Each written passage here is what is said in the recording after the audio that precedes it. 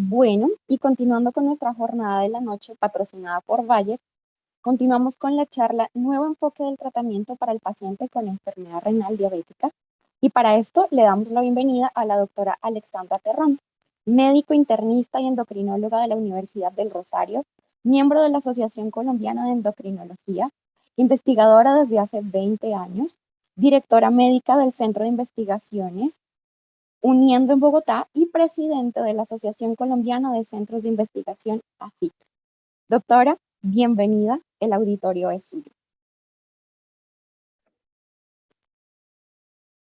Gracias, Diana. Me acabo de conectar, entonces voy a proceder a compartir pantalla. Por favor, me avisan cuando estén viendo mi pantalla.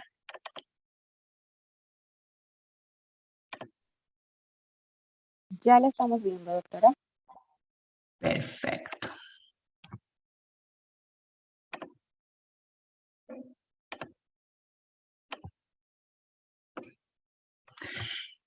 Bueno, muchas gracias por la presencia de todos ustedes. Gracias a la invitación y a la organización de la Universidad del Bosque. Y naturalmente gracias por la invitación a Bayer. En el día de hoy voy a hablarles de los nuevos enfoques del tratamiento para el paciente con enfermedad renal diabética. Mis conflictos de interés, he recibido honorarios por esta conferencia por parte de Bayer y recibí honorarios como investigadora principal en los estudios Fígaro y Fidelio. Muy bien. Vamos a entrar ambientándonos un poquito en la parte estadística y vamos a recordar cómo la enfermedad renal crónica en los diabéticos tipo 2 tiene una altísima carga de enfermedad.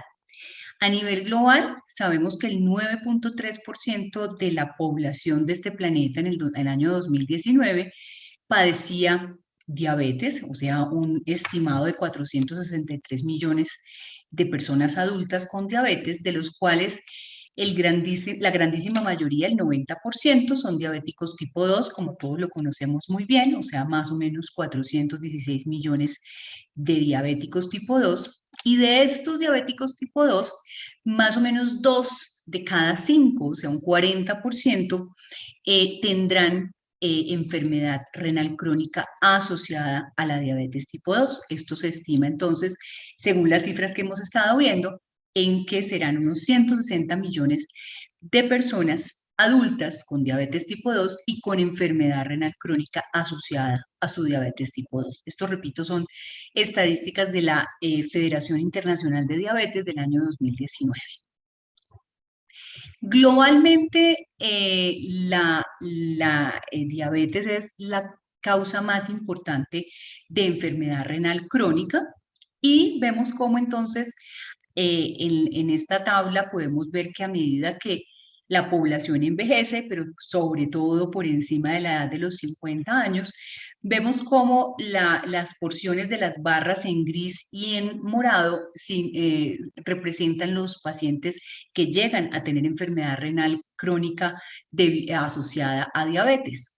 Las porciones grises a diabetes tipo 1, las porciones moradas de las barras a diabetes tipo 2 y naturalmente en la población más joven pues tendremos una mayor prevalencia de la diabetes tipo 1 asociada a enfermedad renal crónica, pero definitivamente por encima de los 50 años, miren cómo la porción morada de las barras asociada a la diabetes tipo 2 supera en esta proporción a la diabetes tipo 1 y como otras causas que en países de economías emergentes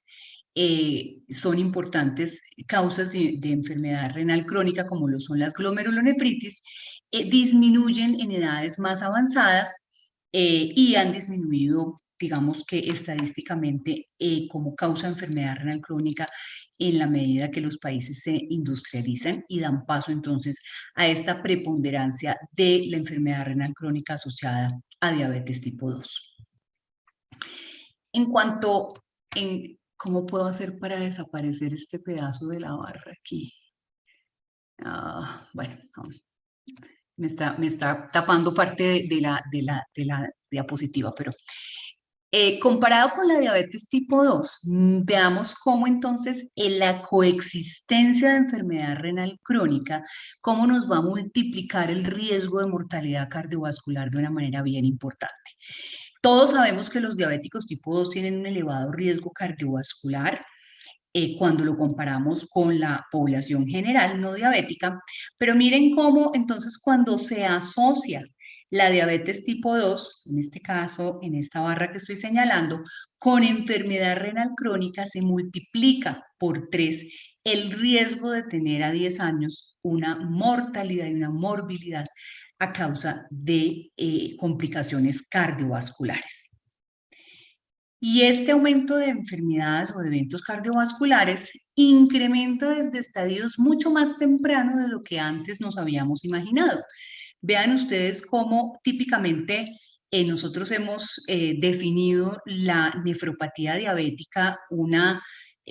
relación albuminuria-creatinuria por encima de 30 y una tasa de filtración por debajo de 60, pero mucho antes de que se alcancen estas cifras,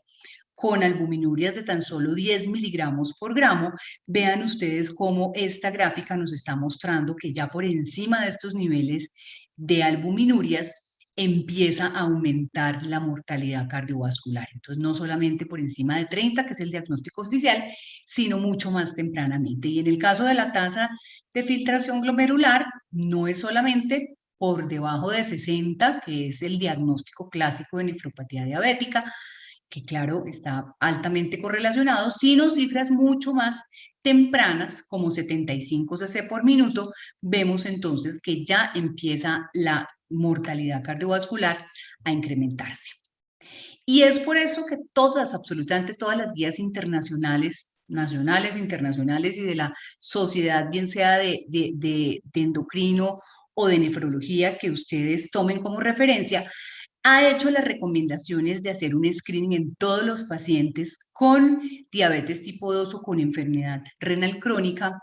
de otras causas de manera anual, tanto midiendo la albuminuria, idealmente como la relación albuminuria-creatinuria o UACR, y las tasas de filtración glomerular, por lo menos una vez al año. Es lo mínimo que todas estas guías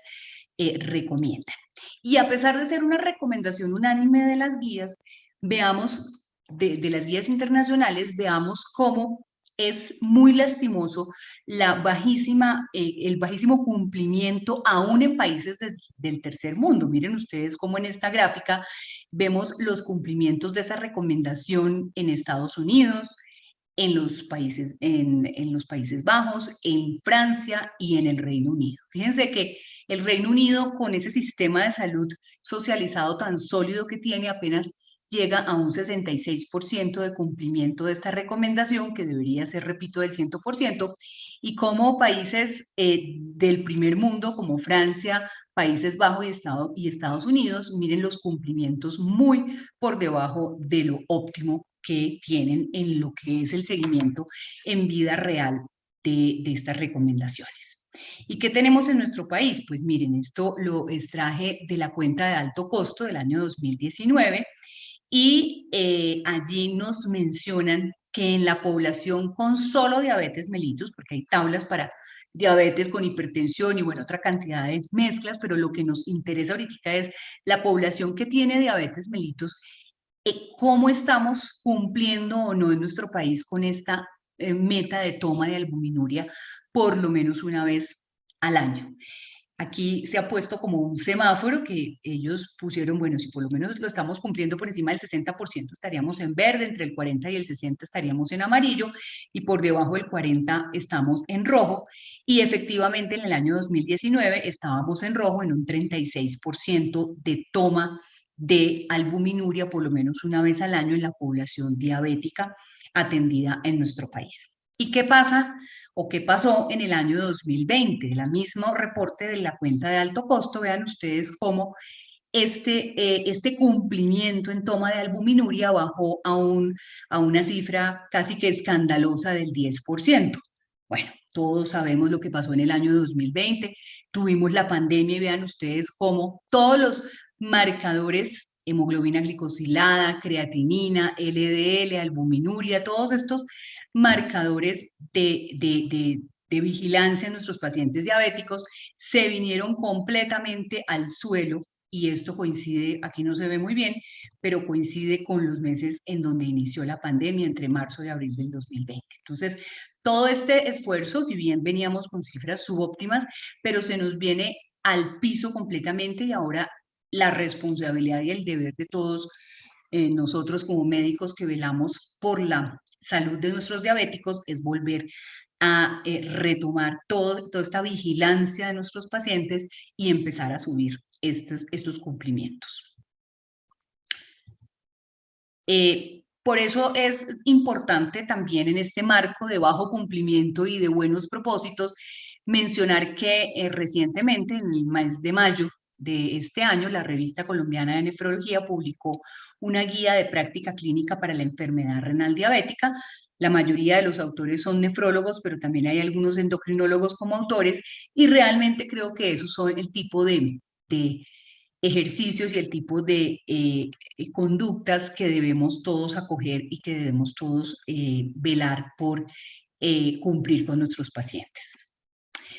Ya a nivel un poco más global, este Atlas de enfermedad de salud global renal fue un esfuerzo colaborativo internacional para entender, comparar y monitorizar cómo los diferentes países en el planeta detectan, tratan, monitorizan y llaman a la conciencia de las personas con enfermedad renal, bien sea aguda o crónica. Y se enfocó principalmente en evaluar la disponibilidad, la accesibilidad, la capacidad de pago y la calidad de los cuidados para pacientes con enfermedad renal terminal alrededor del planeta.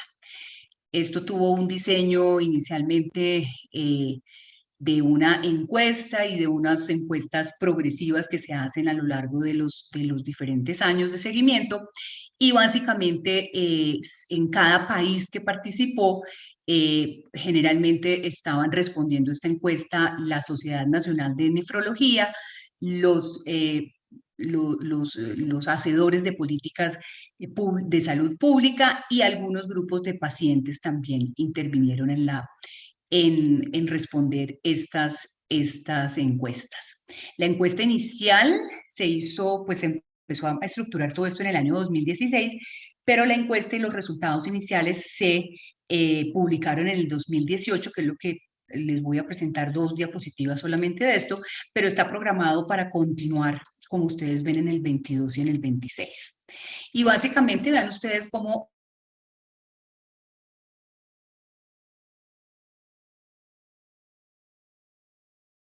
de tal manera que pues es bastante representativa, y yendo directamente a la región de Latinoamérica y de nuestro país, les llamo la atención solamente en lo que fue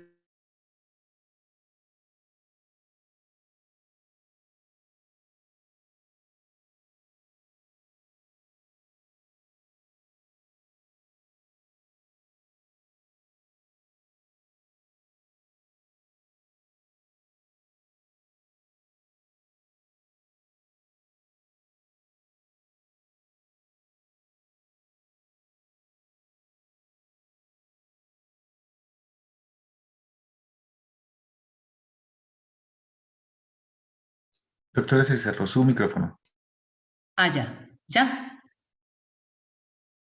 Sí, ¿Ya me están oyendo nuevamente? sí, y la pantalla no se está compartiendo.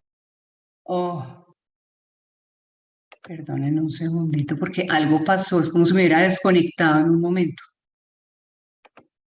Déjame ver qué pasó. Oh,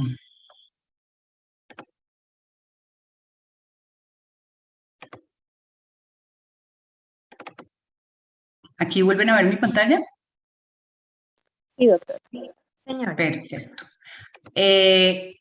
¿Hasta qué diapositiva me oyeron y me vieron?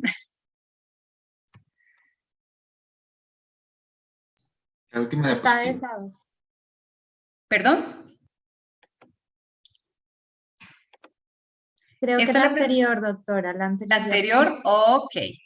Les estaba contando que esta encuesta cubrió el 88% de los países, 160 países participaron, respondieron de la encuesta, o sea, es bastante representativa, y estábamos entrando en lo que es nuestra región de Latinoamérica y específicamente nuestro país en cuanto a la evaluación que se hizo de la capacidad que teníamos de brindar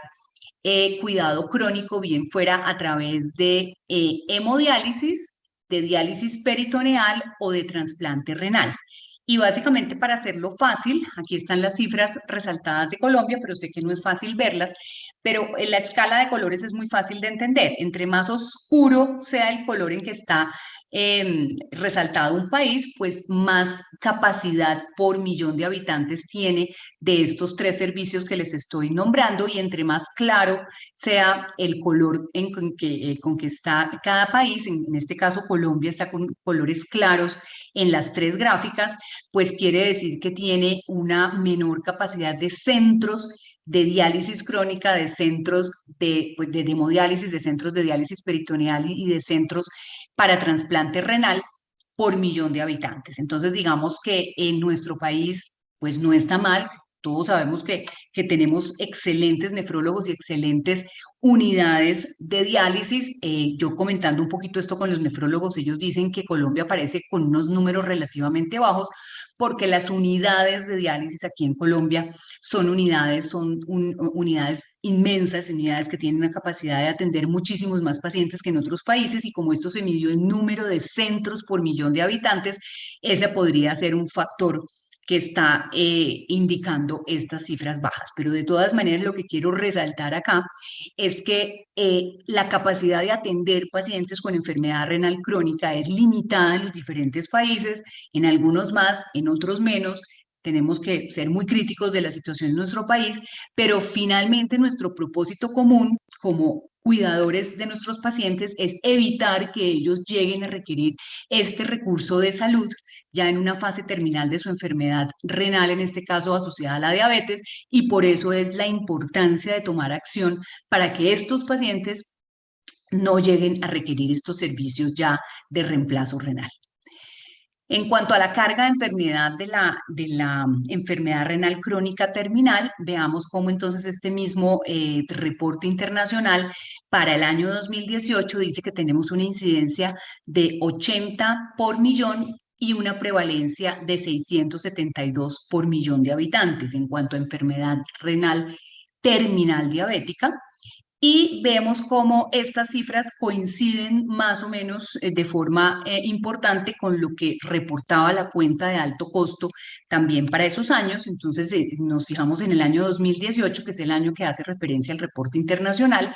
y en la cuenta de alto costo, donde se da por 100.000 habitantes, pues solamente es multiplicar por 100 y estaríamos hablando de 710 por millón, que sería muy aproximado a esta cifra de 672 en cuanto a prevalencia. Pero fíjense cómo aparentemente ya mirando los años de la cuenta de alto costo, como en el 2018, por alguna razón que yo no conozco su explicación, decreció la prevalencia, pero fíjense cómo en el 2019 vuelve y se dispara, y casi que podríamos trazar una línea directa aquí entre la cifra del 2017 y 2019. O sea que esto podría haber sido alguna situación muy particular de ese año, pero lo cierto es que la prevalencia va creciendo de manera muy importante en cuanto a enfermedad renal crónica terminal en nuestro país. Y fíjense ustedes cómo en el año 2019 los casos prevalentes de pacientes necesitando entonces ya terapias de reemplazo renal, 43.153, y casos incidentes en este año de 2019, 5.070 casos nuevos. Entonces esto es real, esto es de todos los días, está afectando a muchos pacientes en nuestro país. Por eso entonces es importante preguntarnos y adentrarnos un poco en la pregunta de cómo estamos manejando y cómo estamos evitando en lo posible que estos enfermos, que estos pacientes con diabetes tipo 2 avancen en su enfermedad renal. Las terapias actuales que tenemos establecidas para evitar ese avance de la enfermedad renal crónica en los diabetes tipo 2, en los diabéticos tipo 2, básicamente hacen relación a controlar el factor hemodinámico, digamos, representados por la elevación de la tensión arterial sistólica y la presión intraglomerular, y con ese propósito usamos todos estos medicamentos. Tal vez los de primera línea y obligados son los inhibidores de la enzima convertidora de angiotensina y los bloqueadores de los receptores de angiotensina, de aldosterona, perdón, de angiotensina. Otros medicamentos como los diuréticos tiacídicos, como los inhibidores de calcio y los mismos inhibidores de SGLT2 también tienen una acción hemodinámica, pero básicamente desde más o menos hace 20 años tenemos que realmente el principal armamentario terapéutico lo tenemos en los inhibidores ACE y en los ARA2. Desde el punto de vista metabólico, todos sabemos que también si queremos frenarle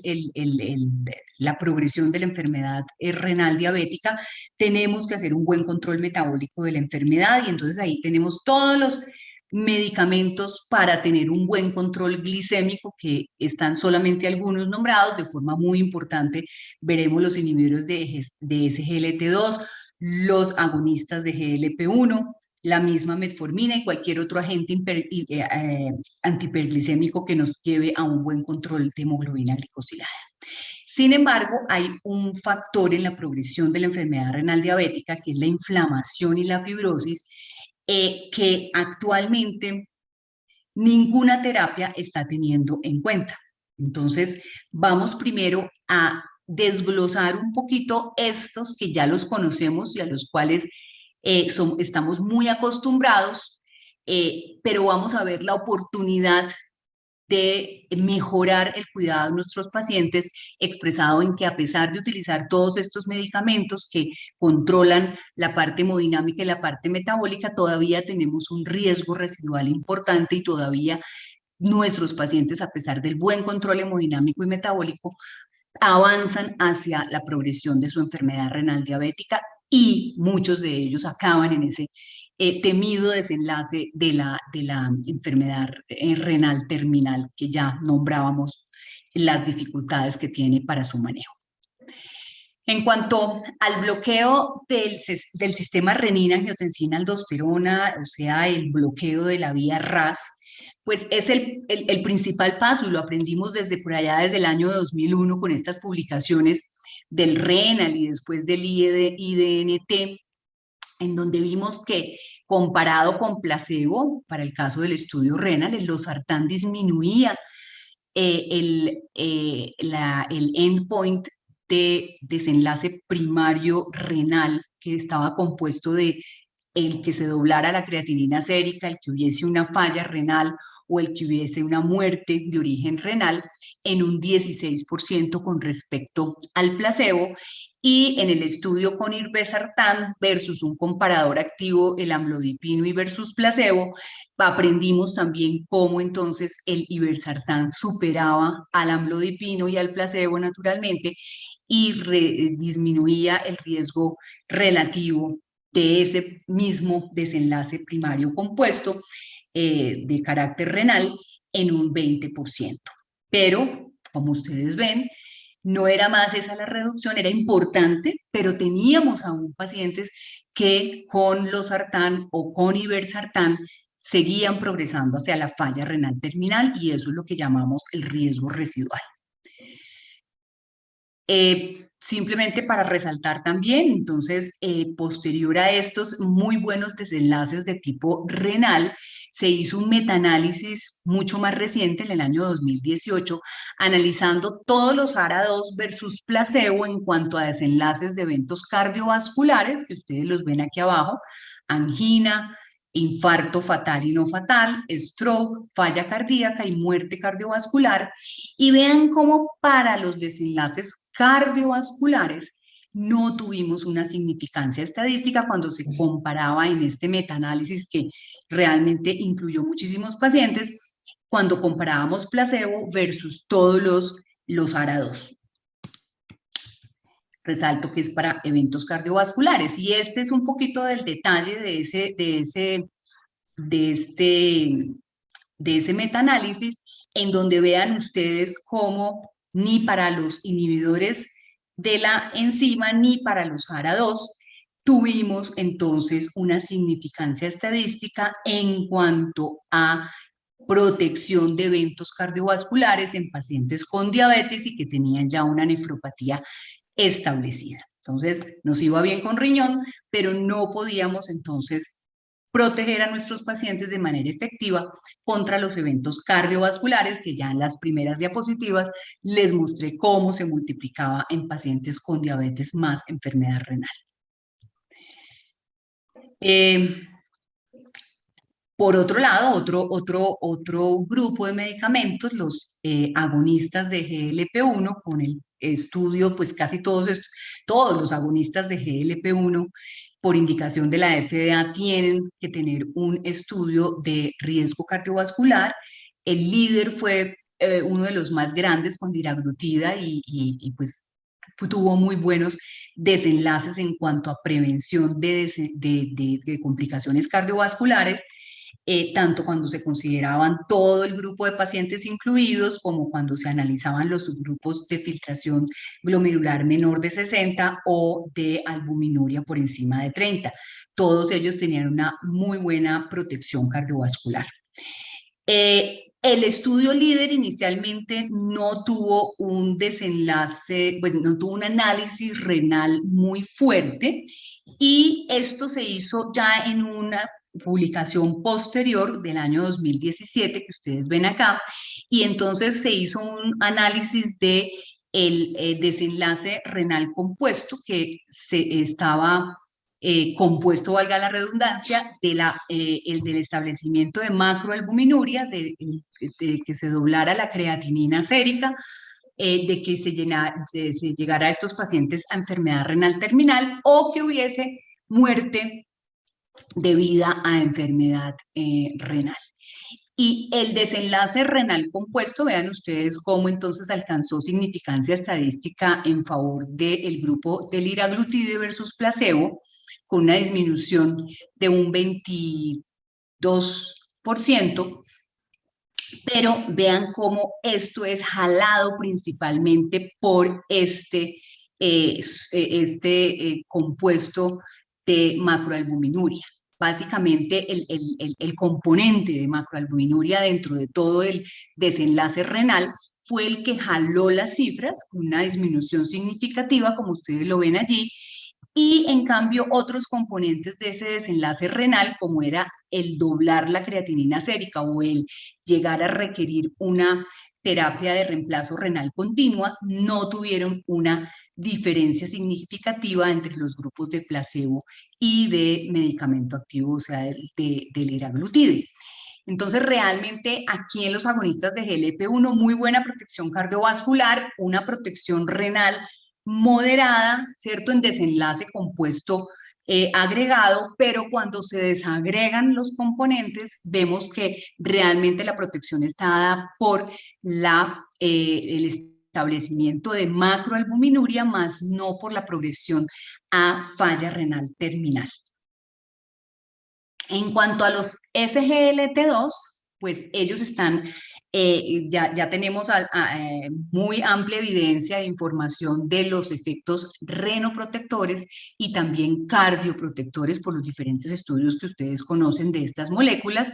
Y básicamente los SGLT2, por su mecanismo de acción, recuerden que ellos actúan inhibiendo la enzima SGLT2 en el túbulo proximal, y a través de esto van a aumentar la cantidad de sodio que se encuentra en la mácula densa, y esto hace que se active lo que se llama el feedback túbulo-glomerular, y entonces mediante esta activación que está deteriorada en los pacientes con nefropatía diabética, entonces se va a conseguir una vasoconstricción de la arteriola aferente, y esto va a llevar a una disminución de la presión intraglomerular y a una disminución de la hiperfiltración que tienen estos pacientes con nefropatía diabética. Paralelamente, por la natriuresis vamos a tener una disminución de la presión sistólica y una disminución de la sobrecarga de volumen, y todos son estos los efectos hemodinámicos de los inhibidores de SGLT2, muy importante. Y por otro lado, naturalmente tenemos el efecto de glicosuria, que todos ustedes conocen, a través de lo cual tenemos entonces efectos metabólicos de disminución de la hemoglobina glicosilada y de disminución de peso. Y todo esto junto que les he nombrado, los efectos hemodinámicos y los efectos metabólicos, van a llevar a una protección tanto a nivel renal como a nivel cardíaco, que lo hemos evidenciado en los diferentes estudios clínicos, y uno de los más representativos sin duda es el EMPA-REC con empaglifosina, en donde se evaluaron de forma principal desenlaces cardiovasculares y mortalidad en los diabéticos tipo 2, todos ellos ya con compromiso renal,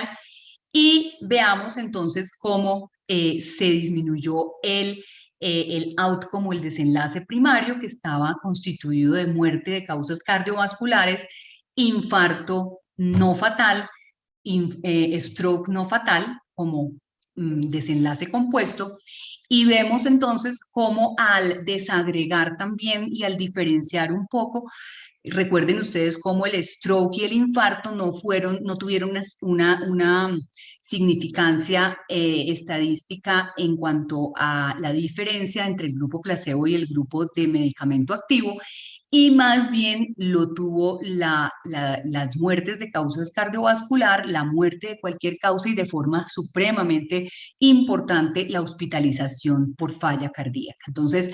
la empaglifosina fue un hito, el estudio EMPA-REC fue un hito en protección cardiovascular, y sobre todo jalada por la muerte cardiovascular y por la hospitalización por falla cardíaca. Más adelante, con canaglifosina tuvimos un estudio supremamente importante, que fue el estudio CREDENCE, que nos habló de la canaglifosina y los outcomes renales. Allí se concentraron en outcomes de tipo renal, puesto que, como ustedes recordarán, canaglifosina ya había tenido unos estudios previos de desenlaces cardiovasculares, los estudios CANVAS, que pues ya habían dado unos resultados también positivos. Pero aquí estaba la pregunta de esa protección renal un poco descubierta, y a eso se dedicó este estudio. Y entonces el desenlace primario compuesto era un agregado de falla renal terminal, de el doblaje de la creatinina sérica, muerte de origen bien fuera renal o cardiovascular, para comparar placebo versus canaglifosina. Y claramente hubo una disminución en el desenlace compuesto primario que les acabo de nombrar en favor de la canaglifosina, y altamente significativo según la P que estamos observando acá. Y es muy importante que se tuvo significancia no solamente como desenlace, sino también en los puntos desagregados, como la falla renal terminal, la necesidad de trasplante o diálisis renal, y todos ellos fueron significativos.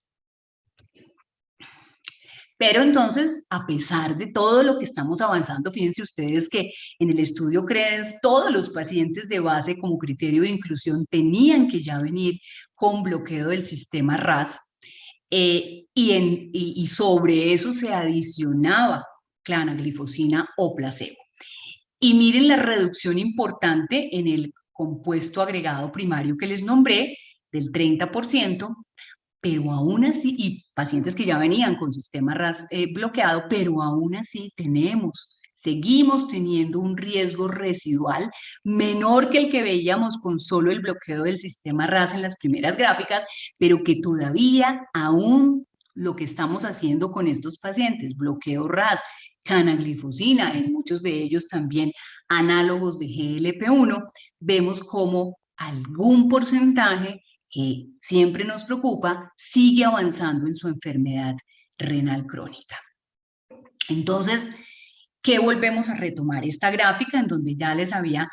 comentado que los tratamientos hoy en día se enfocan en estos dos mecanismos de acción para proteger a los riñones de los pacientes con enfermedad renal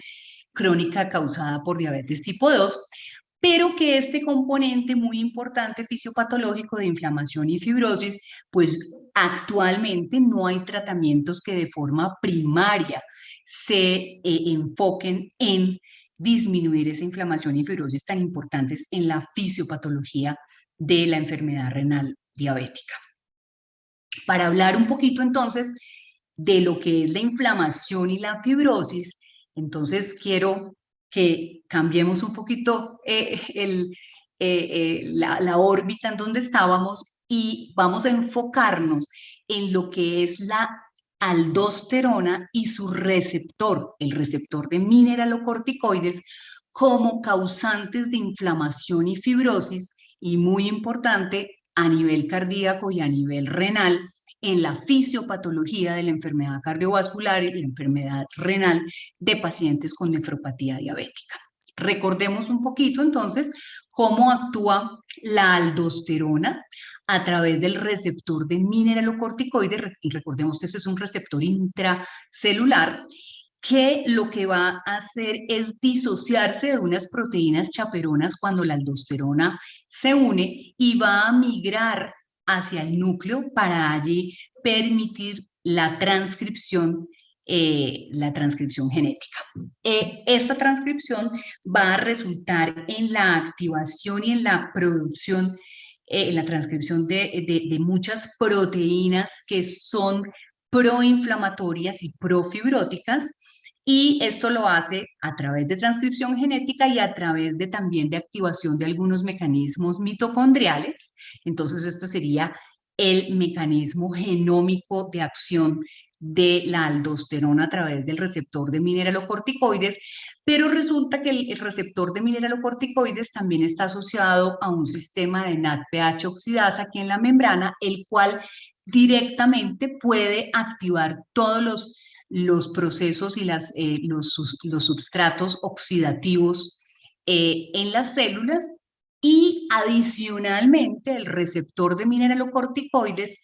a través bien sea de la aldosterona o en otras ocasiones del mismo cortisol, puede activar otras vías que están asociadas al receptor de angiotensina 1 y un receptor GPR30, lo mismo que el receptor de factor de crecimiento epidérmico, que ustedes ven estos tres acá, y a través de procesos de fosforilación van a también a contribuir a todos esos substratos de oxidación. Entonces vean ustedes cómo tanto la aldosterona como el receptor de mineralocorticoides, por vías genómicas y por vías no genómicas, van a alimentar todas estas vías que van a generar mediadores de inflamación y mediadores de fibrosis. Y resulta que esto no solamente ocurre en células renales, por decir algo, sino que hay receptores de mineralocorticoides en muchas células diferentes, células T, células endoteliales, macrófagos y muy importantemente las células cardiomiocíticas, y en donde toda esta activación va a causar en estos diferentes tejidos fibrosis, adhesión vascular, inflamación y en general aumento de los sustratos oxidativos. Entonces, la enfermedad renal, la enfermedad cardíaca del diabético están asociados con una sobreactivación del receptor de mineralocorticoides que se sucede por múltiples mecanismos. Se sucede bien sea asociados a su ligando natural, que es la aldosterona. Se sucede porque el receptor de mineralocorticoides se active por acción del cortisol, que también es un ligando secundario, y el cortisol, recordemos que tiene una disregulación en los diabéticos por alteración de la 11-beta deshidrogenasa, por aumento de la activación del receptor de mineralocorticoides independiente de la aldosterona a través de la activación del RAC, que está unido al sistema de NADPH oxidasa, y también por una sobreexpresión de los receptores de mineralocorticoides. Entonces vean ustedes cómo es de complejo y de importante y que no solamente está mediada por la aldosterona, sino por otros muchos mecanismos esta activación de receptores de mineralocorticoides. Entonces, todo esto nos lleva nuevamente a inflamación y fibrosis a nivel cardíaco y renal y vamos a tener entonces daño renal, daño glomerular, proteinuria, injuria tubular, disminución del flujo renal a nivel del flujo sanguíneo renal y finalmente lesión renal. Eso a nivel de riñón, a nivel de vasculatura general, remodelación de los vasos sanguíneos, disfunción endotelial. Allí también hay receptores de mineralocorticoides en las células endoteliales, aumento del stiffness de los vasos y a nivel cardíaco, hipertrofia miocárdica, remodelación y fenómenos de fibrosis ventricular, disminución del flujo coronario, isquemia, infarto y en general lesión miocárdica. Entonces, la idea es concentrarnos un poco sin dejar de tratar estas dos vías que son ampliamente reconocidas y que hay que seguir tratándolas y controlándolas. Tenemos esta vía un poco descuidada, como les decía, no teníamos medicamentos o no tenemos todavía en nuestro país medicamentos que se dediquen a combatir esta vía específicamente, pero ya entendiendo cómo funciona, también entendemos muy bien que el bloquear esa sobreactivación del receptor de mineralocorticoides puede disminuir la progresión de la enfermedad renal crónica que está mediada a través de vías de inflamación y de fibrosis que, repito, básicamente no están cubiertas por los tratamientos que hoy tenemos disponibles y que nos darían una protección renal y cardíaca significativas. Para entender un poco, entonces, estos diferentes antagonistas de los receptores de mineralocorticoides, entonces recordemos cómo hay antagonistas de receptores mineralocorticoides esteroideos y otros que son no esteroideos por su conformación bioquímica. Cuando hablamos de los esteroideos, estamos hablando, por ejemplo, de la espironolactona o del eplerenone, y cuando hablamos de antagonistas del receptor de mineralocorticoides no esteroideos, estaríamos hablando de una nueva molécula como el finerenone, que tiene estas características. Y con respecto a sus características estructurales, pues entonces los esteroideos son de una conformación plana, mientras que el no esteroideo tiene una conformación bultosa. También tienen diferencias en cuanto a su potencia, como ustedes ven, sobre el receptor de mineralocorticoides y su selectividad, siendo la selectividad más alta la del finerenone. La penetración al sistema nervioso central también es diferencial. Y de forma también bien importante, los efectos secundarios a nivel sexual, básicamente la ginecomastia, que son bien conocidos y frecuentes en el caso de la espironolactona, que son menos llamativos en el caso de la eplerenona y que no se han visto en los estudios clínicos con finerenone. En el caso de la hipercalemia, que es un efecto secundario también importante para los antagonistas del receptor de mineralocorticoides, vemos cómo pues todos conocemos que la espironolactona puede ser causa importante de hipercalemia. La eplerenona disminuye el riesgo de hipercalemia, pero todavía lo presenta cuando la comparamos con la espironolactona. Y definitivamente la finerenona, aunque también puede causar hipercalemia, es mucho menos marcada, que en el caso claro de la espironolactona.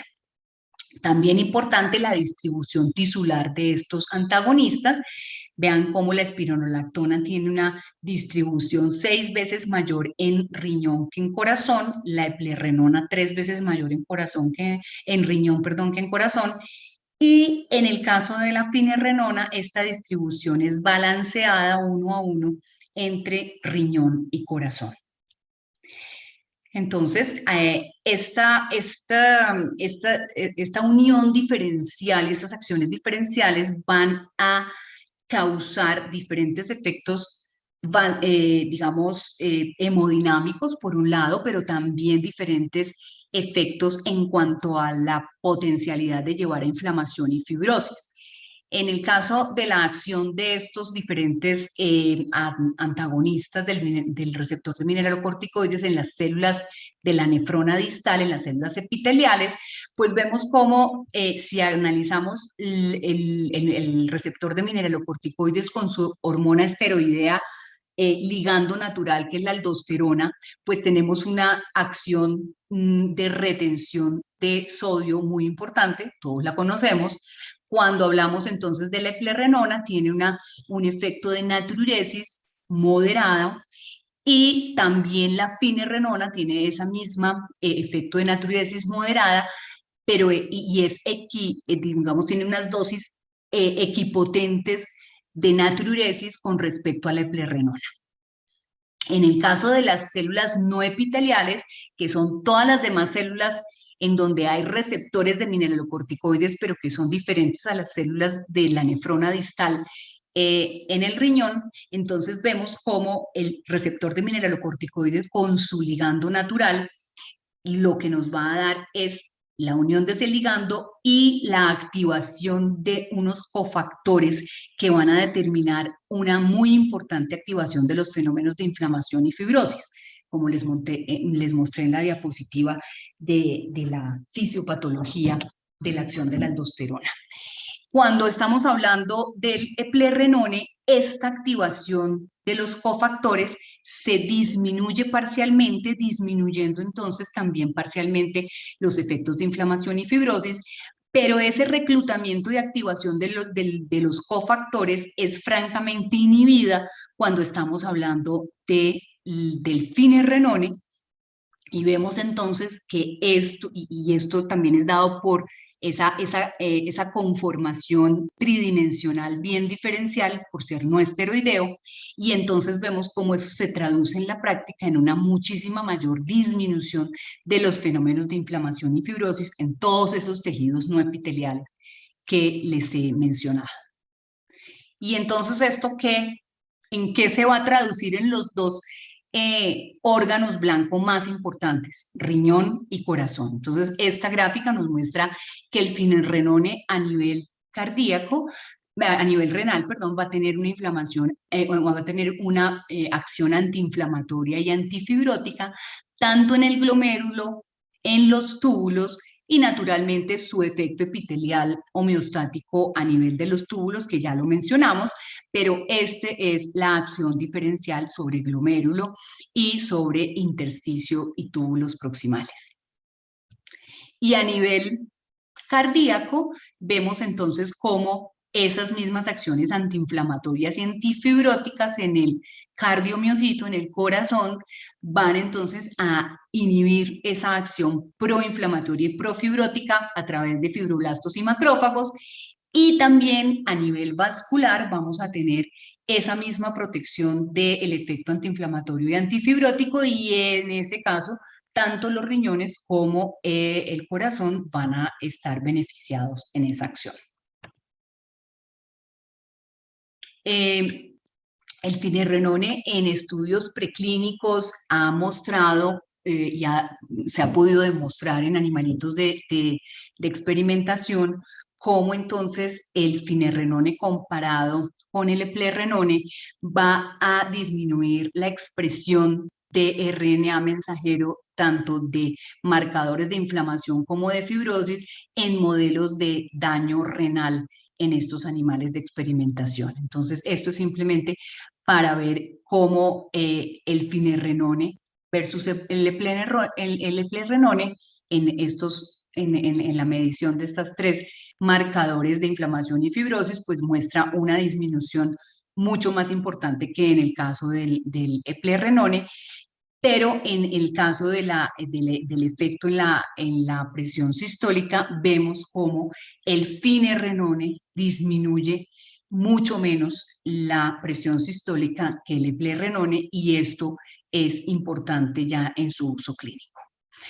En cuanto al finirrenone, también en modelos animales en inflamación cardíaca y inflamación y fibrosis, vemos cómo entonces también en estos animalitos de experimentación que se les induce un daño en cardiomiocito, cuando comparamos el efecto tanto en deposición de colágeno como en infiltración de células inflamatorias, la CD68, vemos cómo el finirrenone disminuye fenómenos de fibrosis traducidos en el contenido de colágeno y fenómenos inflamatorios traducidos en la cantidad de infiltración de células CD68. El finirrenone en los estudios fase 2, ya en los estudios clínicos fase 2, ha mostrado una disminución que es dosis dependiente en los niveles de albuminuria en pacientes con enfermedad renal crónica y diabetes tipo 2, como ven ustedes aquí en la gráfica. Y esta disminución no es dependiente de los cambios en presión sistólica. Entonces son completamente independientes de alteraciones hemodinámicas en presión arterial. Los cambios en potasio, también muy importante en los estudios fase 2, tanto en el estudio de enfermedad renal crónica con falla cardíaca y fracción de eyección reducida, y los estudios de enfermedad renal crónica y diabetes tipo 2. Vean ustedes cómo aquí se ve, digamos, el efecto muy conocido de la espironolactona, de aumentar el potasio sérico más o menos en 0.5 milimoles por litro, mientras que el promedio de incremento del potasio con finirrenone está alrededor de 0.2, y esto se ha visto tanto en los estudios de fase 2 como en los estudios de fase 3. Y esto también se repite en los estudios en donde los diabéticos, donde los diabéticos tenían falla renal y diabetes tipo 2, es más o menos en promedio 0.2, 0.3 los aumentos de potasio, mucho más discretos que en el caso de los aumentos que observamos con espironolactona. Entonces, para concluir, la finirrenona se plantea como un muy buen complemento a los medicamentos que hoy en día ya venimos usando en el control de la progresión de la enfermedad renal en los diabéticos tipo 2. Debemos seguir usando indudablemente todo lo que ya tenemos, los inhibidores del sistema renina-angiotensina, los SGLT2 inhibidores, los agonistas de GLP-1, sin duda todos estos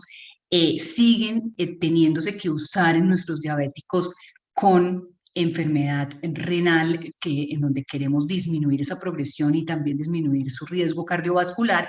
pero indudablemente ese riesgo residual que no lo habíamos podido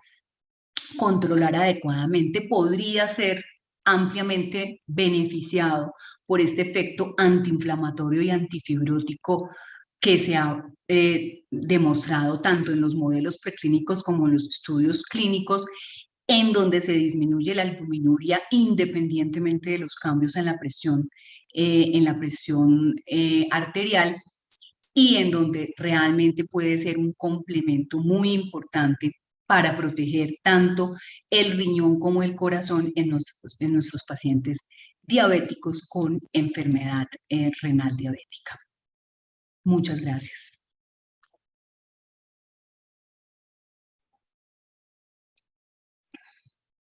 Muchas gracias, doctora Alexandra, por sus valiosas enseñanzas en la tarde de hoy. Esperamos volver a tenerla en futuras ocasiones.